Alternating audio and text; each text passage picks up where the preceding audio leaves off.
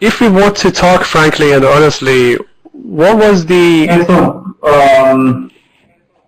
I will just put forward some things, despite I have to say that I'm basically not that critical about Iran, but I will just mention what I think were some major mistakes which should have been somehow resolved in another possibility.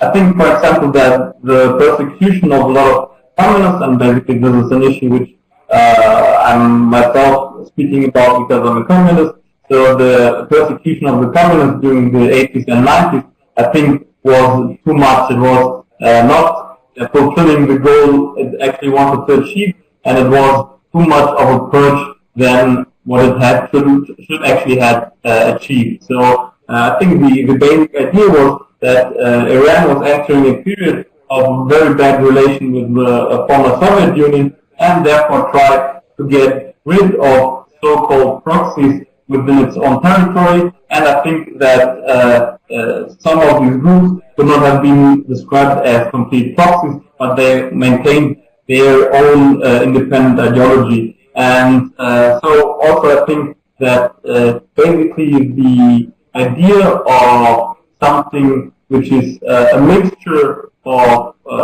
socialist ideas and basically the ideas of Islam, the ideas of Shia Islam, they should have been under a bigger discussion also within the population. I mean, there's not a mistake which we could blame Iran itself for, but the ordinary people should have basically talked more about this possible merger, which was actually still persistent in the beginning of the revolution.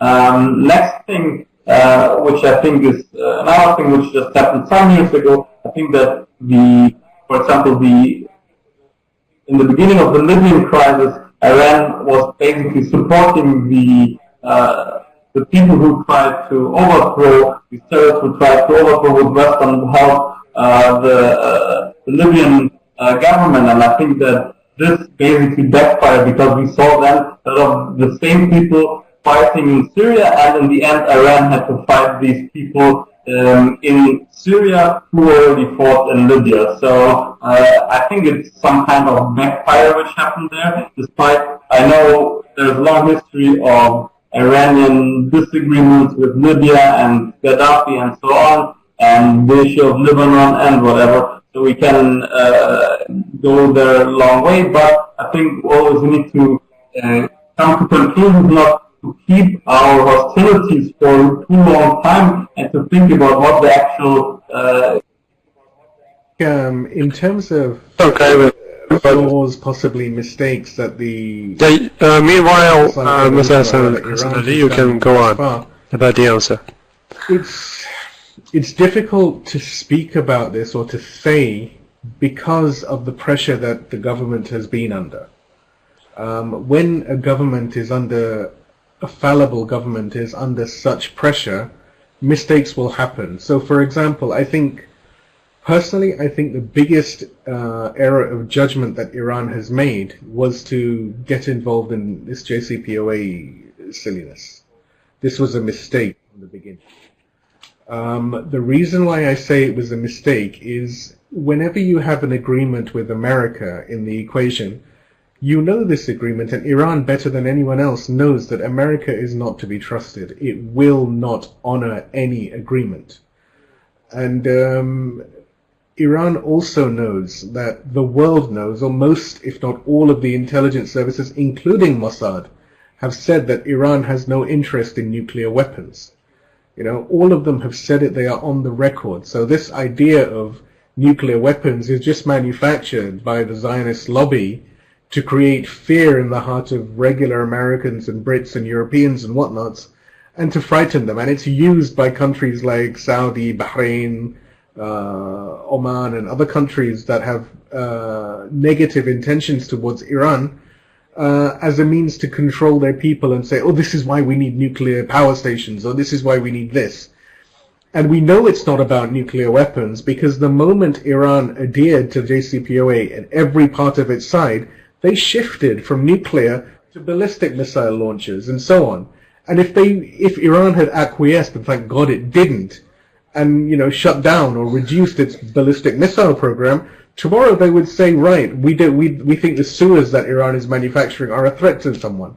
The nanotechnology Iran is manufacturing, everything Iran does that makes Iran independent as a sovereign entity, they will have a problem with this because they want things to be done in a dependent way. They don't like the independence that Iran has. As a result, I think it would not be unfair to say that this sort of desire that members of the government had to almost bend over backwards to make this JCPOA happen, which is unfortunately what I feel that Mr. Rouhani, Mr. Zarif and others did, and against the better advice of Ayatollah Khamenei, who was saying that, be careful about this. This is not the best idea on earth. Be intelligent, be smart. Don't just acquiesce. And I'm not trying to diminish their diplomatic work. Their diplomatic work, it's exemplary. It should be applauded, and they should not be brought down in that way. But because we're talking about mistakes and flaws, and this is purely from my opinion, I think that the whole JCPOA thing should never have occurred. The deal was irrelevant. The deal did nothing for Iran. In order for Iran to agree to any deal, first of all, the deal had to be based on a truth. The deal was based on a lie. The deal was based on the myth that Iran wants to make nuclear weapons, when everyone knew, like I said, all the intelligence agencies had confirmed that Iran has no intention of creating nuclear weapons. So, granted, prior to, earlier on you had President Ahmadinejad, and he was a bit more vocal, but he never said anything about nuking anyone. He was not someone who spoke in this fashion. Yes, he was a bit more fiery than than President Rouhani, but his policies were near enough the same. He had more social leading policies and less Bazari leading policies than Mr. Rouhani. But in terms of foreign policy, it was all pretty much the same. It was business as usual, more or less. So I think Iran should have better managed the whole JCPOA process. It could have been done better. And Iran should have kept the upper hand and never let, you see, Iranians have this wonderful quality which I think sometimes is a blessing and a curse. And it's this idea of taruf. It's always like, I can picture Mr. Zarif sitting with Mogherini and Kerry and all these people saying, and I feel like slapping and saying, look, don't say to them this. Leave these people, leave the Befarmed, you go. And this is the problem. I think it's because of the nature of Iran, the way the culture is, the way it's kind and generous by itself. It's almost something inside Iranian people to be like this. I think the Americans and the Europeans use this against Iran. And they made a deal, and yes, the deal is, in inverted commas, good, but it's only good if everyone signs up to it and actually acts on it. The only country that's actually acted on it is Iran, as is verified by the International Atomic Energy Agency. America and even Europe have not acted on it properly, and still continuing. America's left it, but Europe still isn't acting on it the way it should. So I think the main mistake that I would point out of the revolution, or actually of the government, would be the managing of JCPOA, the agreeing to JCPOA. I think this would be my main one. I mean, we could then go back in time and start discussing how Imam Khomeini felt about the ending of the 8-year war, where he said it's like drinking from a poisoned chalice, because they were so close to Baghdad and so close to Karbala that they could have wiped Saddam out. But let's not go that far back. I think for now, JCPOA is something. It was a good deal, but it's been badly implemented, and Iran hasn't been forceful enough in ensuring its implementation. Thank you very much. And Tamar, please go with what you were saying. Okay, I got dropped. So what I was trying to tell about the case of Libya was that I think we should always think about our contemporary allies and who are our contemporary allies, who are we fighting against, who are our enemies, and we should not look too far back in the past. We should try to overcome this past and try to find again ways how we can cooperate with each other. I think, like, on one side, for example, communists can criticize what happened in the past in Iran, but on the other side, they have to acknowledge what Iran is right now, and that it is one of the main powers which is fighting against imperialism and liberalism and exploitation of poor people. So everybody needs to be clear about that. So next thing, I think, which is another thing of the past, when we're talking about something which was far distant away, but I think that all the clashes, and this is what I would say from outside, where I will probably not be able to represent the Iranian people, but just from my view from the outside, okay? I think that the whole conflict with Iraq should have been avoided from both sides. I'm not trying to judge about anything here, but I think that basically the main thing was about that if there was a merger between Iran and Iraq, we would have seen the major superpower which would have been able to control more or less a bigger part of the world. Why? Because it had so much oil wealth then, it would have been the biggest exporter and the biggest producer of crude oil at that time.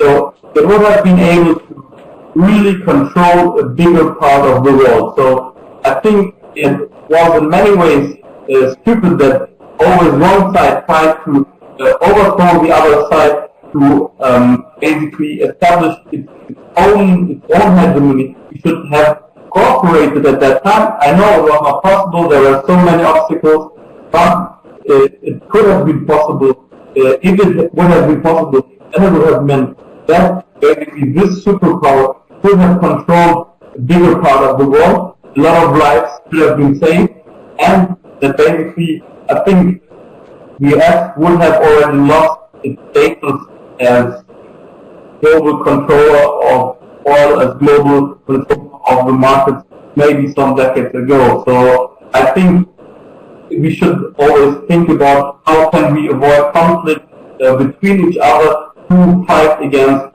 the big superpower, the big super enemy. And I think if you're coming, you can comment on me probably later. And just want to say one more thing, which is a more contemporary issue, not an issue from the past. Because now I was just talking about issues from the past.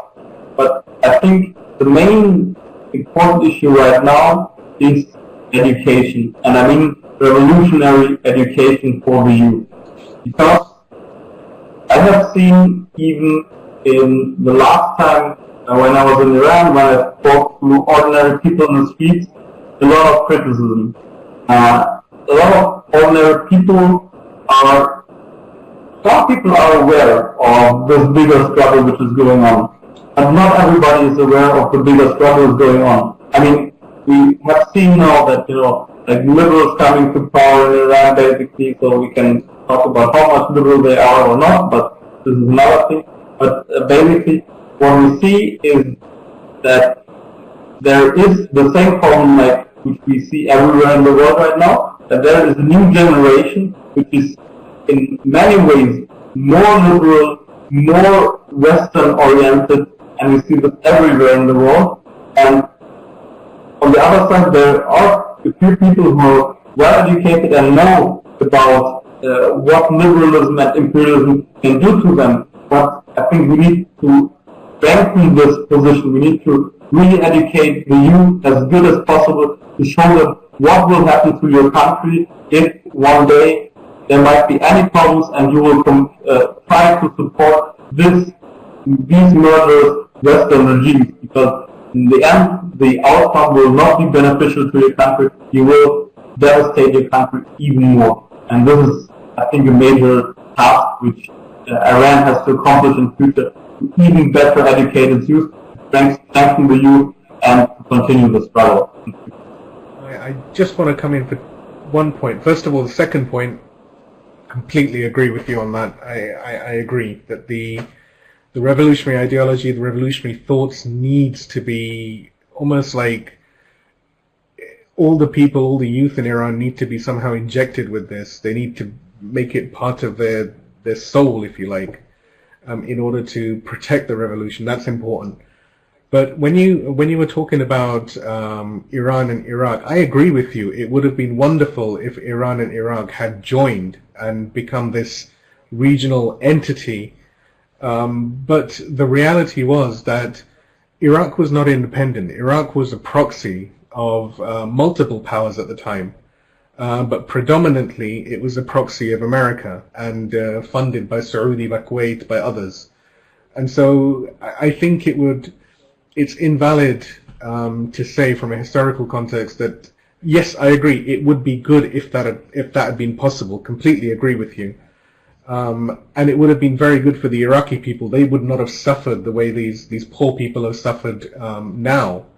But unfortunately, America already had its grubby paws into Iraq by that time.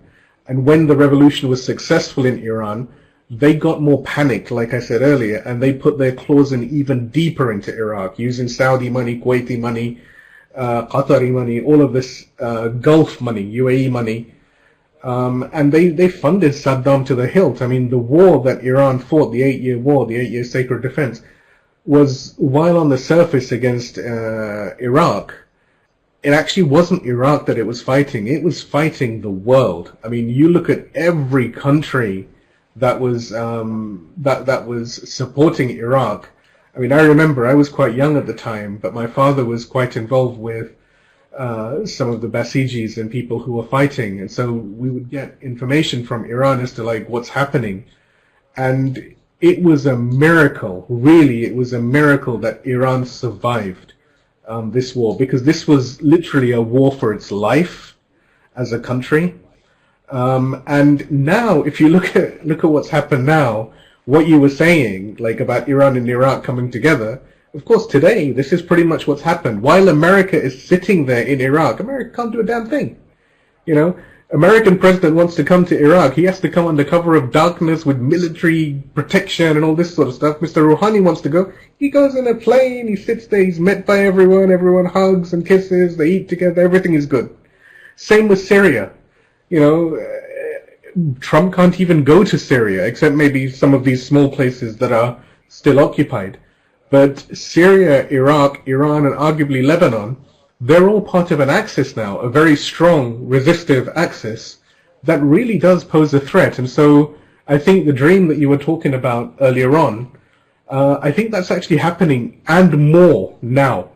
And we need to, I think, do whatever we can to make sure that it stays that way and it becomes stronger and stronger, you know, day in, day out. So that's all I wanted to say. But your second point is absolutely critical. Thank you so very much, everyone. Actually, we were on this talk nearly for 1 hour and a half, and I was, I had promised you to make it a bit quick, but I'm sorry that it had some delay, and I'm sorry that it took a bit of more of your time. And thank you for having us. Thank you. And hereby I would like to thank you both for joining in this episode of our conference, and I hope that I will.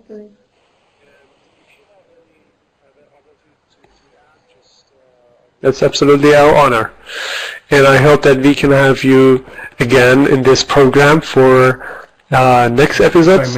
And if you have any other Iran really needs to operate on and work on is Iran internally has a lot of excellent cinema, dramas, movies that are educational, and they show you and they prove to you that a film or an exciting drama doesn't need to have sex and all this sort of licentious, debauched stuff in it that we get from Hollywood and from like Western cinema and TV. I think what Iran needs to do is actually create something like its own equivalent of Netflix or something like this, some sort of streaming service with subtitles, not with dubbing necessarily, or with dubbing somehow so that it can get to the wider audience. Because I think there is a need. People are sick and tired. I was talking to some people today earlier on during my work, and people are sick and tired of all of this LGBTQ stuff that's being promoted on every TV program. I mean, everywhere you look, it's all of this stuff. And people are tired of it. People want something that's like family friendly, that they can actually sit with their families on the weekend and sit and watch. And I was telling them that, look, there's a couple of films, this one, that one. And, if you want a religious film, you've got, for example, the new film about Prophet Muhammad. If you want films that are action-packed, you've got so many films about the 8-year war, about Daesh in Syria and all this sort of stuff. But we need to find a way to get this stuff out there. Iran has got literally media gold inside it. It literally has. And I know channels like iFilm and stuff are doing some work, but I feel that they're not effective enough. I feel that they appear too establishmenty. We need something that's more grassroots, like the work that you guys are doing, to create something that's a bit more modern, sort of West-friendly on the surface, and that provides a lot of these media packages for the Western mind to take a look at, and the quality of the production is A+, it's fine. We need to make sure the quality of the subtitling or dubbing or whatever it is of an equivalent standard, and this needs to be pushed forward. And I cannot emphasize the importance of this. I mean, this is the cultural war that is the only aspect, I think, of the entire war in the West that Iran is really struggling with.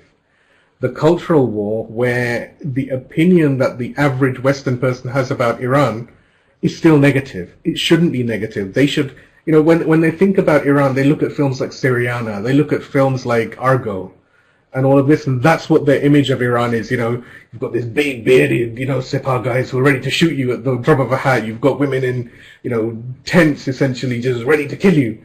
This is not the Iran that I know, that you know, right?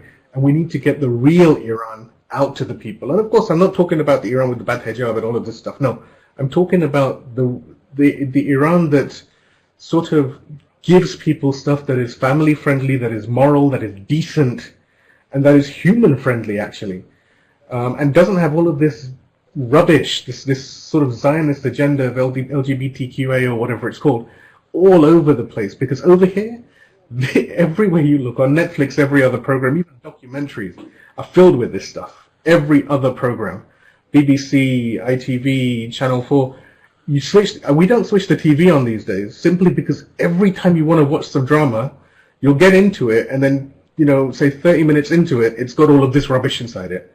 And you think, come on, man, this isn't even part of the story. I don't know why you brought this in.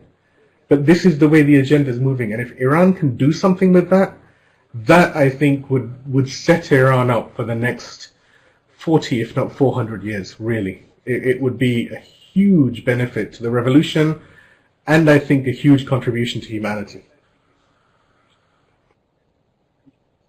For that, I'm ready to help in whatever. I really just want to thank the Iranian people for being such a long-term resistant people against imperialism, against Western intervention, against U.S. hegemony. So I want just to thank people for resisting all the time, and I want really to emphasize that I hope that Iran can be part of some kind of bigger structure in future, which is started against imperialism. I mean, we were talking about this axis of resistance, but basically we need something even bigger, which will involve Latin America, which will involve Cuba, Venezuela, which will involve all these countries which are faced by Western sanctions, which are trying to overcome these sanctions, which are trying to establish trade between each other, which are trying to struggle against imperialism. And I really hope that Iran, and I'm sure that the Iranian people and the Iranian government is working on this, that they can be a bigger part of such an alliance in future if they are continuing their path, if they're continuing their policies, if they're continuing their foreign policy and trying to resist and struggle against imperialism.